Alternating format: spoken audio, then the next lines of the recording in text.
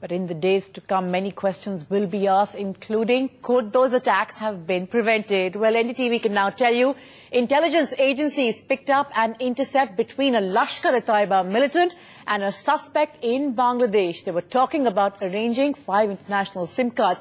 We believe the state government was alerted as this was a follow-up to the previous warnings that the Taj and the Trident were possible targets. Shudhi Ranjan Sen now joins us with more on this. Shudhi, just a day before those massacres in Mumbai, there was specific intelligence. What more can you tell us?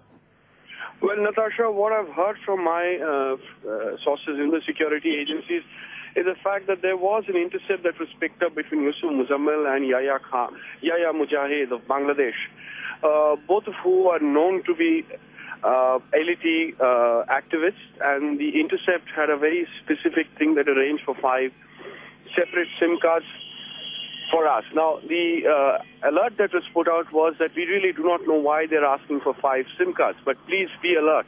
Please be careful. Something seems to be happening. This is in the background of the earlier alert that had been issued on November 18th, saying that there is a seaborne operation that is likely to be expected. And interestingly, when the NSG commandos went in and cleared the hotels of the terrorist SIM cards of Mauritius, Australia and US have been found.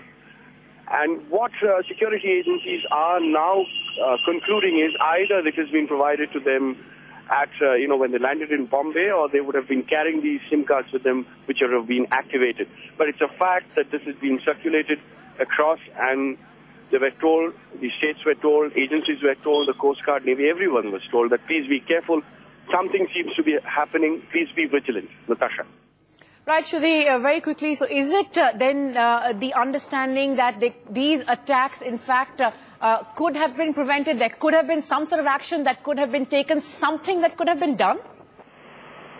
Well, it's difficult to say whether it could have been prevented or not, but it's definitely a fact that there were several telltale signs that something was happening, something was brewing, as alerts, as advisories seem to suggest. Whether it could have been prevented or not, it's difficult to say, because one has to remember that the Coast Guard is challenged for resources. There is a multiplicity of authority as far as coastal policing is concerned, and there is no coordination between the Coast Guards, the local police, which do policing of the immediate coastline, and the Navy, which is a big loophole. Natasha. Right, Shudhi, thanks very much for joining us there.